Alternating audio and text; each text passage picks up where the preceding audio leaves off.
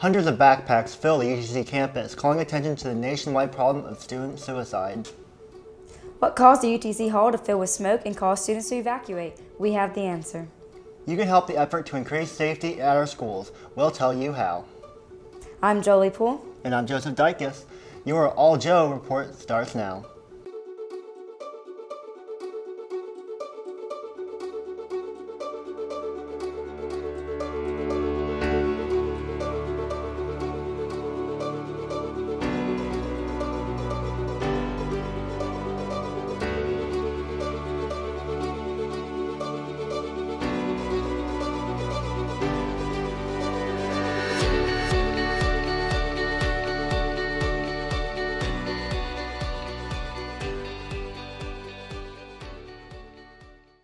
$1,100 college students commit suicide each year.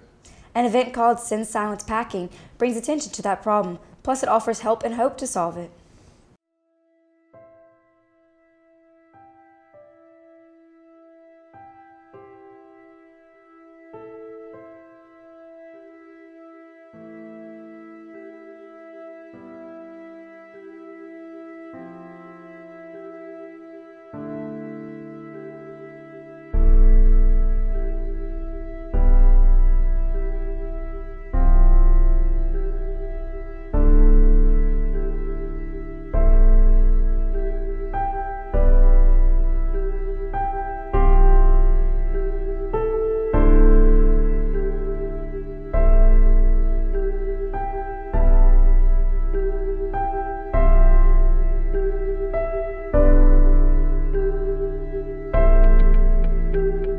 This is a traveling display hosted by Active Minds. Active Minds is a national organization that focuses on destigmatizing mental illness and promoting mental health awareness.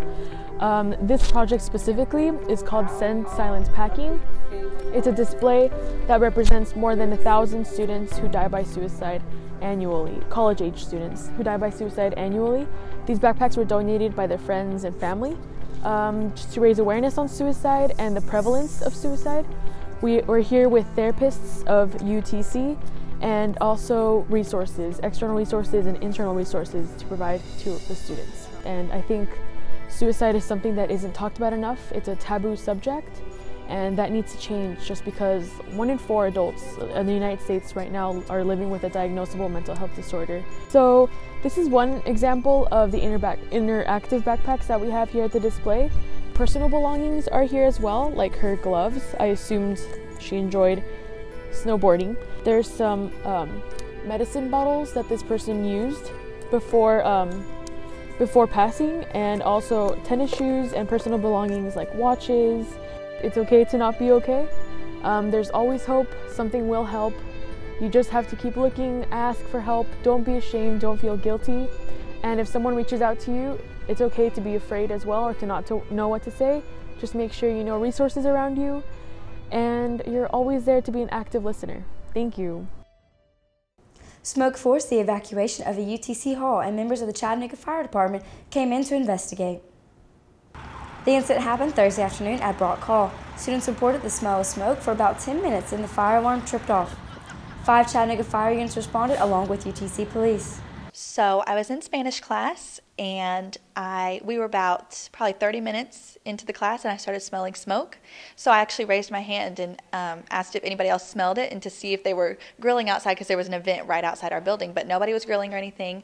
Our teacher, as soon as our teacher walked back from the window, the fire alarm went off right after I said that. And they came over the intercom and said, I can't remember exactly what they said, but just something about how it basically wasn't a drill, and that there was a fire. So everybody evacuated. I was on the 4th floor, so we were all running down the stairs. It was kind of unorganized chaos. We were all just stampeding down the stairs.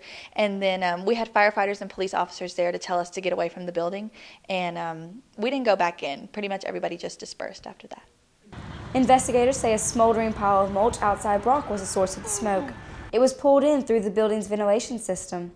Firefighters doused the fire, and the building was clear to re-enter. A shooting occurred at Great Hills High School in Maryland Tuesday morning.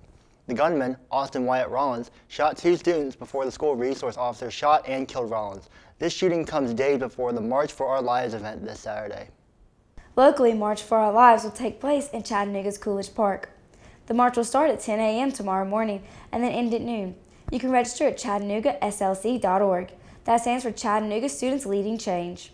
You can also register by texting MARCH to 64433. It is now easier to get around downtown Chattanooga. That's because MLK Boulevard is now open between Miller Park and Miller Plaza. The section of MLK closed last year, so crews can work on installing infrastructure for the renovation of Miller Park. The restructuring of MLK continues to move east. The two-lane boulevard is evolving into one lane each direction with a turn in the middle and a bike lane on each outside edge. Students all over the country last week participated in the National School Walkout to protest against gun violence. The idea came from a group called Empower, which is a youth branch of the Women's March. The walkouts lasted 17 minutes, with each minute representing a victim who was killed in the Stoneman Douglas High School shooting in Florida. The protest was organized and to demand politicians and lawmakers to make changes for the sake of school safety. It's springtime in Chattanooga. It's like a wonder ball. Is it? Yep, because you never know what you're going to get. That's true. Our Charlize Wendy has the weekend's weather. Well, wonder no more. This weekend looks to have its ups and downs just like the last few. On Friday, we can expect partly cloudy skies with a high of 55 and lows around 35. Saturday warms up with the highs of 64 and lows into the mid-40s, but also has a 70% chance of rain. Sunday will clear up into partly cloudy skies with a high of 64 and a low of 53. And next week, expect off and on showers with a chance of thunderstorms on Thursday. So make sure to carry an umbrella next week. That's it for this week in the weather. Back to you. Chattanooga and UTC mostly avoided the severe storms that swept through the southeast on Monday, but Jacksonville State was heavily damaged by the storms. 2 dorms and several major buildings lost their roofs during this tornado that ripped through Jacksonville State's campus. JSU is closed until April 2nd, so the university can find new housing for some students, plus relocate some of the classes. Crews are clearing debris and uprooted trees right now. The university president says that students will be able to finish their spring semester though. Get out your forks and bring an empty stomach. Chattanooga Vegan coming to a restaurant near you. Our Emily Howland has the story. Vegan? Well, Chattanooga Vegan has you covered. Chattanooga Vegan is a local organization whose mission is to spread veganism to Chattanooga. Restaurants like Cashews, Sluggos, and even non-traditionally vegan local restaurants like Flying Squirrel are taking part. Corey Evett, the founder of Chattanooga Vegan, had some words to share about the impact of the organization on the Chattanooga community. We've seen massive growth in the vegan movement. Just within the last year, our Facebook group has gone from a handful of members in the hundreds to now we're almost at 2,000 people. So we have a huge group of people, and these are people that are coming for a variety of reasons, whether that be animal welfare, ethics, environmental reasons, health reasons. So we have a vast group of people from all walks of life all in one group. Because of the response to people wanting more vegan options, more local restaurants like Frothy Monkey, Mojo Burrito, and more are adding vegan options to their menu. Chat Vegan will be hosting a March potluck this Sunday at the Southern Squeeze, which is open to everyone. You can check out more info about upcoming events on their Facebook, Chat Vegan, or their website, chatvegan.com.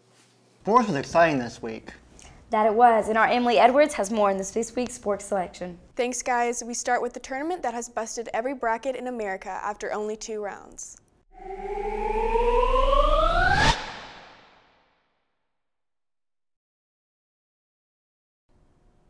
The NCAA tournament has put the madness into March.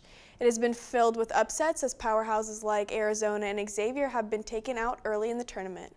The biggest story of March so far was 16 seed UMCB, who shocked #1 Virginia in the upset of the tournament. The madness continues with the Sweet 16 later this week. In other basketball news, UTC women's basketball fell to UAB 60-50 in the women's NIT tournament. While the men's team failed to qualify for the postseason play, the Mocs look to rebound next year. Before spring break, the Chattanooga Football Club got fans on their feet as they faced Nashville SC. Our Joseph Dykes has more. Thanks, Emily. People love to see scoring when they go to soccer games, and Chattanooga football's last match had plenty of that. The bad news is that it was the Nashville Football Club that scored not once, not twice, but 3 times in the first half before calling off the proverbial dogs in the second half. CFC managed only a single goal, a strike by Juan Hernandez early in the second half. Despite the lopsided score, the fans were loud and supportive throughout the match, which culminated in their trademark Chattanooga chant.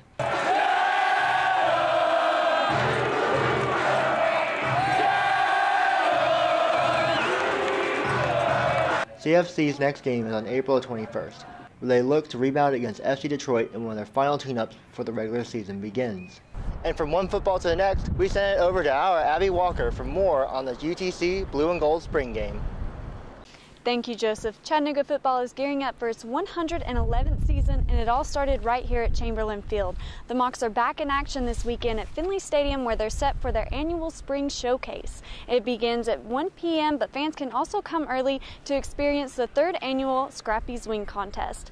I'm Abby Walker reporting from Chamberlain Field. Back to you.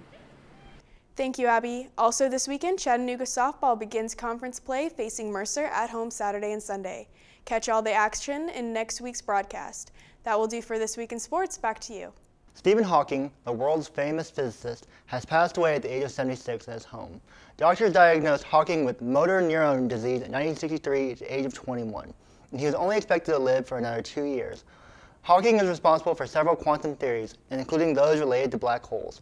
Tributes poured out to Hawking, including condolences from Theresa May and the Foo Fighters. The Moon River Festival is a sellout. Tickets went on sale Thursday for the music festival, which will take place September 8th and 9th at Coolidge Park. Some of the artists are the Avett Brothers, Head and Heart, Drew Holcomb, and the Neighbors, as well as Judah and the Lion. And that does it for this edition of Mocs News. Thanks for joining us. Make sure to check out our website at mocsnews.com to continue following the action throughout the week.